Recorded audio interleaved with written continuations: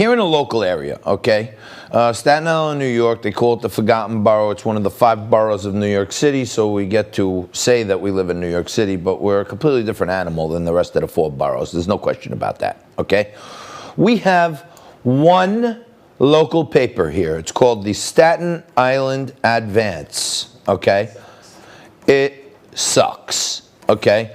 I canceled my subscription to the Staten Island Advance probably 10 years ago.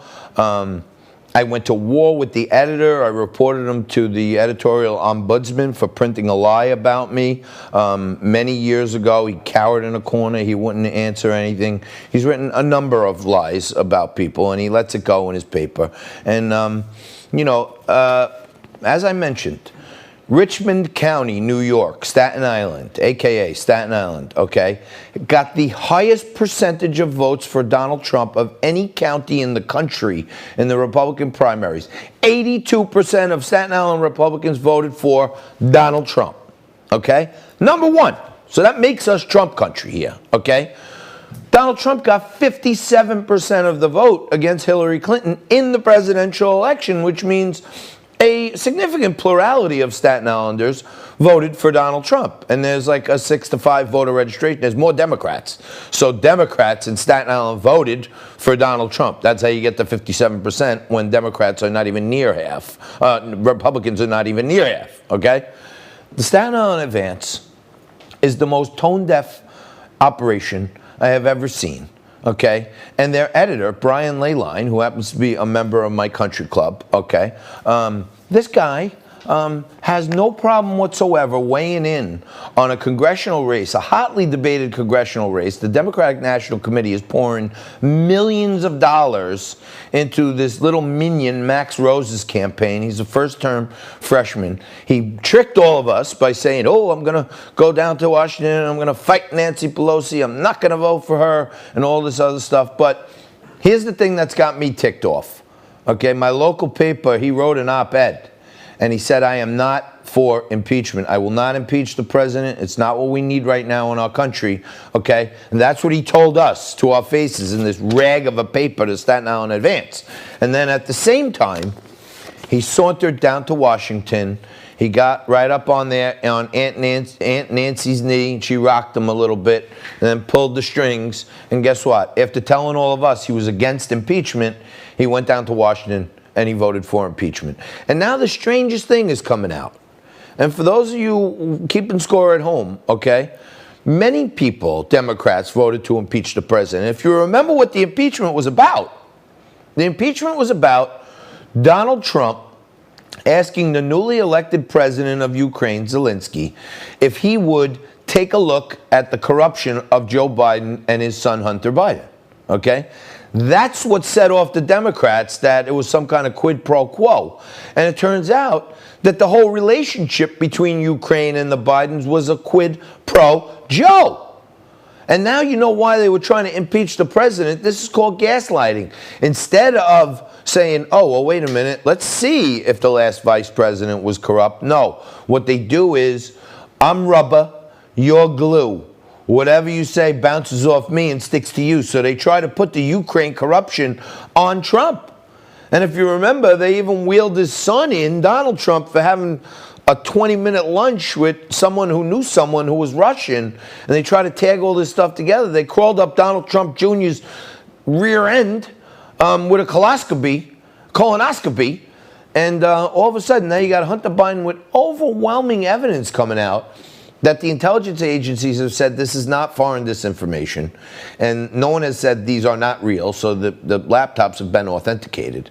And at the same time, no one wants to look at it. And right here in little old down-home Staten Island, New York City, you got the local paper tone deaf completely. And when I say the editor is drunk with liberalism, it's like one thing he's drunk with, because this guy's been an unfair broker for as long as I've been looking at the Staten Island Advance. And there's some good people that work at the Staten Island Advance, but they got bought by a bigger organization now. They don't even print the paper locally. There's mostly national news in it with a few snippets here and there. And I quit this paper as much as I hated it. I hated their editorial side. They never backed me in a single race. I used to go in to talk to them about why I was running.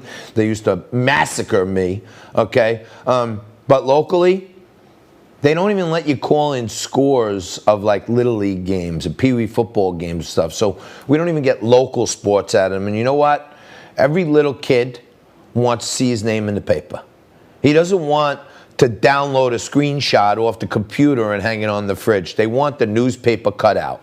And grandmas like my mother and others, they cut out those articles and they make little scrapbooks. And that little thing about Johnny pitched 5 scoreless innings and had 2 hits and 3 RBIs for the winners as Johnson's Orioles took down Ripley's Indians in Great Kills Little League play. Well, that never really happened because Ripley's Indians usually beat Johnson's Orioles, but as a former Ripley Indian. But no, the little things count. And if you can't rely on your local paper to know what the sentiment is of the community, and you can't rely on your local paper to print some stuff about the kids in the community, about the sports and athleticism and everything else, what do you need them for? You don't need them for nothing. So, as far as I'm concerned, the Staten Island Advance can go where the sun don't shine, and the people that make the decisions for their endorsements and their op-eds and stuff, they should really re-examine if they're objective brokers of a free press, because it sure does not look that way to me. And, you know, I try to be an objective broker of a free press, although I have my opinions and I state my opinions. I bring on Democrats, I bring on independents, I bring on libertarians, I bring on everything. Okay? And coming up right after this, you're going to see how open-minded I am, because we're going to be joined by Lisa Durden. She is a political analyst, social commentator, and she's a social justice advocate. And we've had some spirited debate with Lisa on the show, but she is, to me, someone whose voice matters and someone that we want to get the perspective from. And I want to ask her some pointed questions today, not in a fight, not in a defamatory way, not in a personal attack way. I just want to understand how people are squaring up some of the things Joe Biden has said about the African American and the Latino community, and why advocates of social injustice and stuff are still thinking this is the best man for the job for them. I'm confused on it, but we're going to talk about some racial comments by Joe Biden. We're going to talk about Hunter Biden's emails if we get to it, and we'll also talk to Lisa Durden about big tech and how Twitter and the Silicon Valley billionaires are putting their finger on the scale to mute bad news about Joe and mute good news about the president. We'll break that down and more in a good old-fashioned discussion right after this with Lisa Durden.